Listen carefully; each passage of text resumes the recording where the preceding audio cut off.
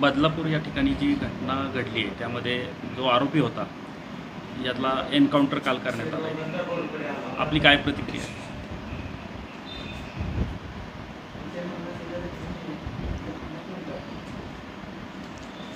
प्रतिक्रिया काय द्यायची मला सांगा. प्रत्येक गोष्टीकडं जर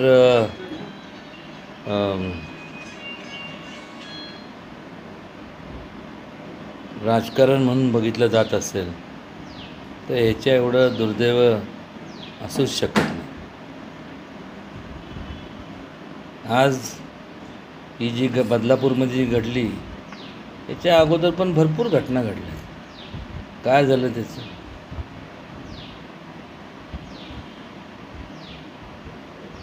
म्हणजे मला आश्चर्य वाटतं की लोकांना समजत कसं नाही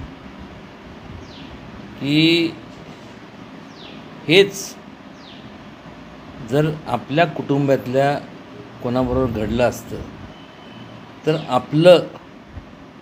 आपली म्हणजे त्या व्यक्तीची रिॲक्शन काय असते. तरी देखील वकील पत्र अशा लोकांचं स्वीकारलं जातं.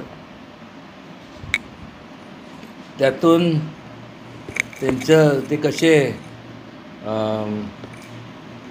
त्यांना निर्दोष करण्याचं हे सिद्ध केलं जातं. की मागंसुद्धा ज्या वेळेस माझी प्रतिक्रिया मी स्पष्ट केली की अलीकडं आता ह्याच्यामुळं आणि लोकांचा आता हळूहळू जो विश्वास आहे तो न्यायव्यवस्था असेल किंवा मग तुमचं जे पोलीस डिपार्टमेंट असेल यांच्यानं उडत चाललं आहे किंवा उडाला असं म्हणलं तरी हरकत नाही. जर न्याय मिळत नसेल तर लोक तरी काय करणार? मला माहीत नाही. मी तर आता खऱ्या अर्थाने ते तुमचं टेलिव्हिजन किंवा बातम्यामधून सोडून दिले. काय करायचं मला सांगा. कुठं जायचं लोकांनी? कुठं मागायचा न्याय? कोणाकडं मागायचं? ज्या लोकांना मग कुठल्याही पक्षातले असतील, जे कोण त्यांचे लोकप्रतिनिधी असतील त्या विभागातले, तर त्यांच्याकडे जाणार नाही किंवा न्यायदेवतेकडे जाणार नाही किंवा पोलीस प्रशासन किंवा जिल्हा प्रशासनाकडे जाणार नाही तर कोणाकडे न्याय मागायचा? आणि हे असं घडत जाणार. त्याचं कारण सांगतो तुम्ही. कारण की धाक जो म्हणतो ना तो आता राहिलेला नाही, शिल्लक राहिलेला. प्रत्येकजण जोपर्यंत स्वतःच्या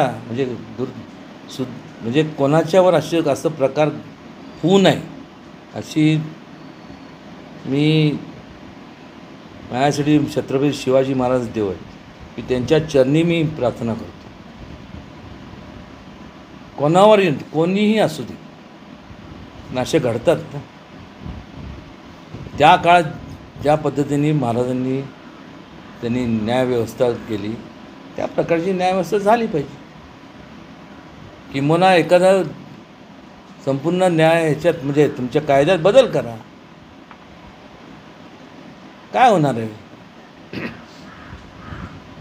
एखाद्याने रेप केला किंवा असं केलं, काही करू नका, कशाचाही विचार करायचा नाही.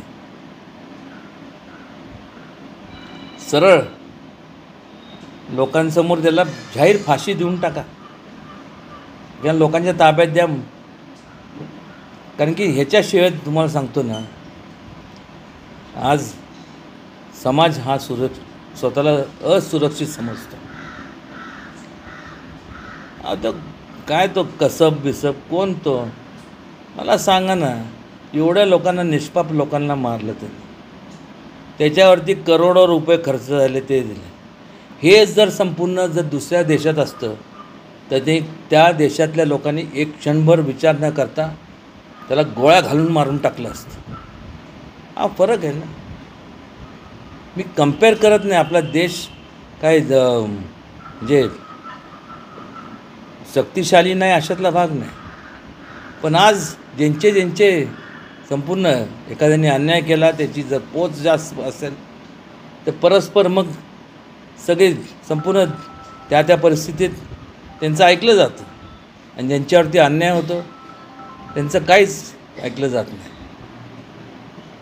म्हणजे कुठलीही बाबत किरकोळ बाब असू दे, म्हणजे एखादं तुमचं हे व्यवहार असेल किंवा तुमचं जमिनीचं काय असेल त्याच्यावर सगळ्या बाबतीत ह्या प्रत्येकाने जर विचार केला नाही तर अवघड आहे.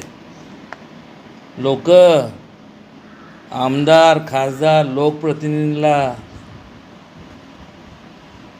याचा विश्वास उडाला तर कोणी विचार करणार नाही. आणि ती वेळ मला वाटते जर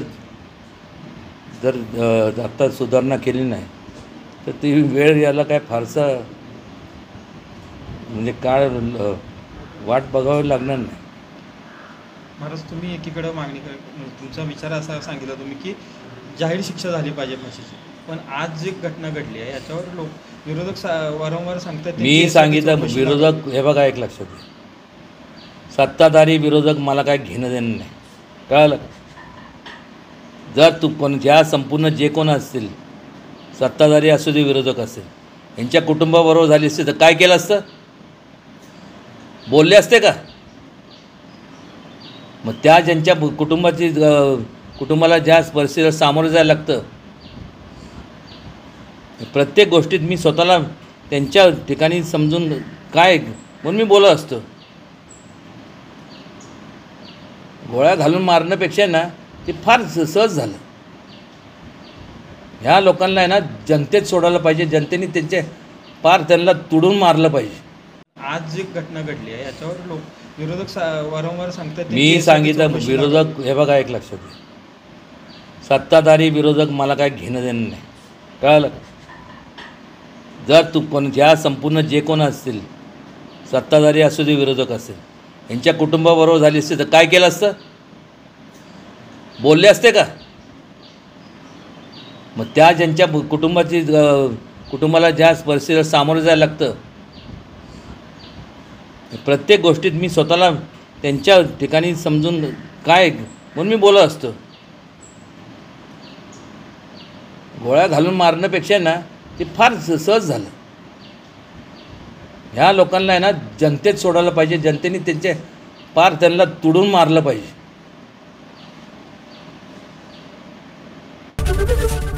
एबीपी माझा, उघडा डोळे बघा नीट.